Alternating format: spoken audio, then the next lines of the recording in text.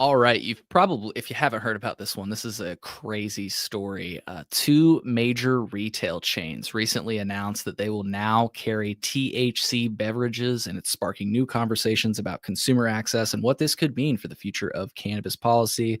Once again, if you're tuning right now, we are live. If you're tuning in right now, we are live. I'm Cole Preston. You're tuned into the Cole Memo. Make sure to subscribe at colememo.com/YouTube. If you haven't already, smash that like button so that you can support the show. And of course, make sure that you never miss an episode. So Target, yes, that Target is soft launching THC infused beverages in select Minnesota stores. I'll throw this up on the screen here.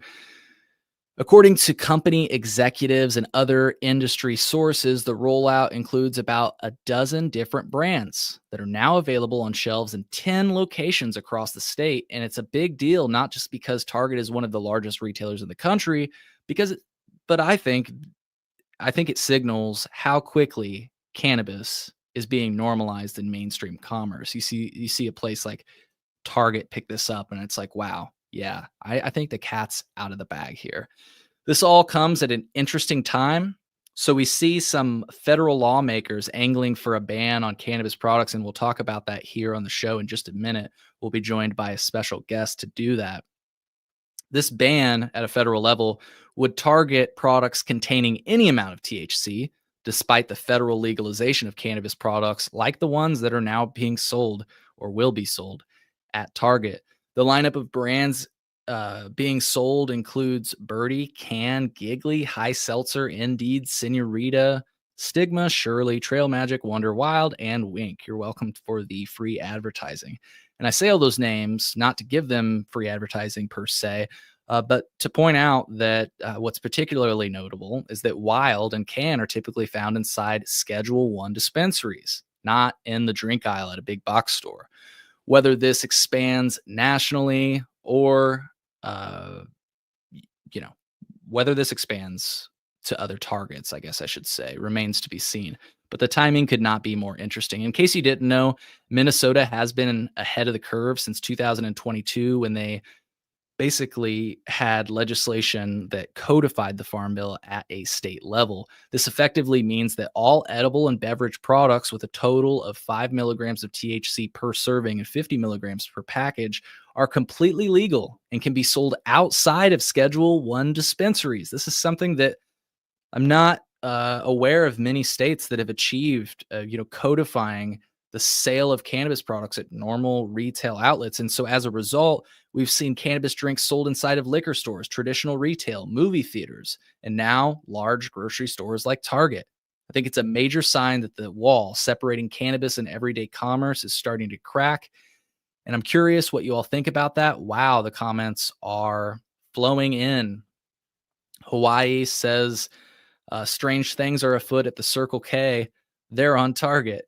Yeah, and I was just about to say, another sign that cannabis is breaking out of dispensary walls is that Circle K is gearing up for a national rollout of hemp-derived THC beverages. So that's a whole other thing. Mr. M says Target's HQ is in Minnesota. I didn't know that. That makes it even more interesting to learn. And Genetic Memory Farm says, that's how we get it accepted. Smoking is unhealthy. As I'm smoking a joint, maybe I should crack open a cannabis beverage.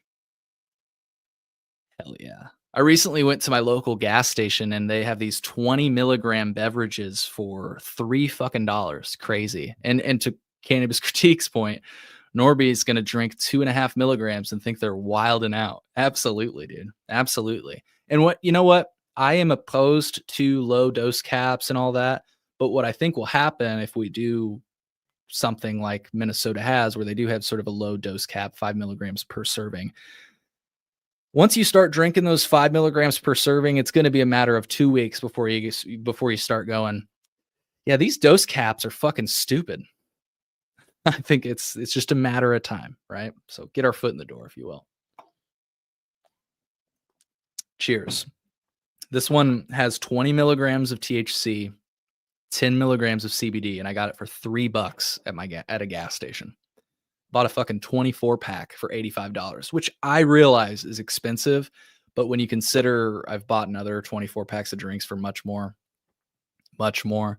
uh, that's a good fucking price. Anyways, the ubiquitous roadside dealer and convenience store chain Circle K plans to start selling hemp-derived THC beverages in as many as 3,000 stores nationwide sometime next year. From what I understand, they've already started in Florida. Like I think Senorita, and by the way, Senorita, who's being sold in Target, who was recently featured in sort of a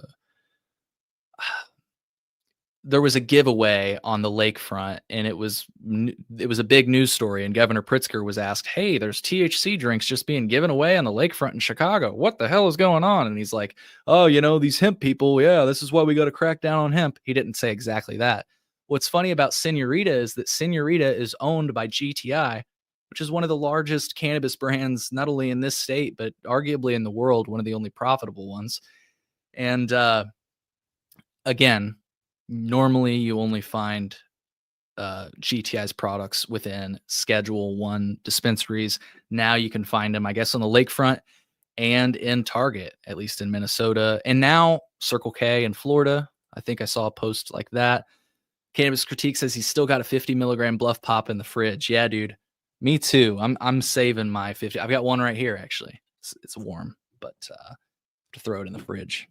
I think I've got one other in the fridge. So I've got two left, two of the original bluff pops. Anyways, I I've seen many observers say that cannabis products sold alongside other products on the mainstream shelves rather than dispensaries, rather than only in dispensaries, is the industry's next major evolution. What do you think? Circle K and Target are following in the footsteps of businesses like major liquor retailers like Total Wine and Spirits. I've seen them at Benny's Beverage Depot, which is like at least a liquor chain here in Illinois. I saw them at Neiman Market stores. I think it was called Harvest Market, which is owned by Neiman's. And yeah, as somebody's pointing out, GTI, who owns Incredible Edibles, they sell their hemp THC products through Herb. Yep. Somebody says, who tests the drinks? It's a good question. Depending on the company you get it from, they'll provide a COA. So, like for example, I've gotten drinks from Cantrip, and they provide tests that you can look at to see, if you want to see that. So, GTI is his guys too. They must not have told him. Yep. So again, what do you think? Should cannabis sales be allowed outside of dispensaries? Should we allow cannabis sales in grocery stores, gas stations, and other traditional retail spaces, or should they stay limited to these Schedule 1 dispensaries? I'll tell you that when I think it was Washington first legalized it, which I believe was at the same time as Colorado, but I had a friend from Washington, and one of the questions I asked him, he told me, "Cole, did you see Washington legalized weed?" I was like, "Oh, wow, that's crazy." And so I asked him, I was like, "So does that mean like tomorrow if you go to a gas station, like there's going to be like fucking weed like next to the cigarettes and stuff?" And he was like, I don't know. I don't know." It's just funny. That was my first thought. I mean, I had seen things at the time that I knew there were dispensaries, but I think I associated dispensaries with like medical.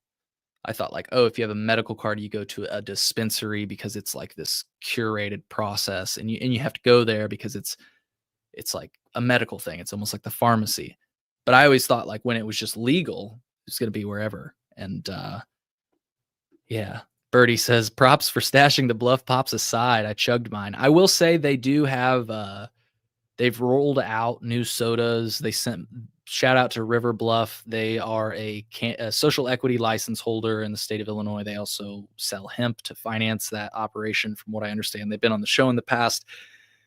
They make these products we're talking about, the Bluff Punch Pops. They don't make these anymore, I don't think. But now they have these new sodas called Current, and I've tried a few, and they taste just like the Bluff Pops. So, all right, folks. Well, we're going to be bringing on a guest here in just a moment. And it looks like we need to cancel tomorrow's show. I just got a message from Kirk. He says he's going to be on the road all day tomorrow. So I apologize. I'm about to cancel that show I announced. I'll try to make more announcements. But if you were here when I announced that show, he sent me his calendar. So I'm going to have to find a new date. But we are going to have to reschedule that show. So stay tuned for that. I did want to just share that. And again, if you want to see that full post that I shared earlier, that'll be in the show notes. But let's keep it moving. We'll bring on our guest. We're going to talk about some moves at the federal level, which, like I say, could spell the end for hemp. And so if you like having cannabis drinks delivered to your door, I think this next segment is for you. Pay attention, folks. Let's keep it moving right here on the Cole Memo. So, well, 1 second.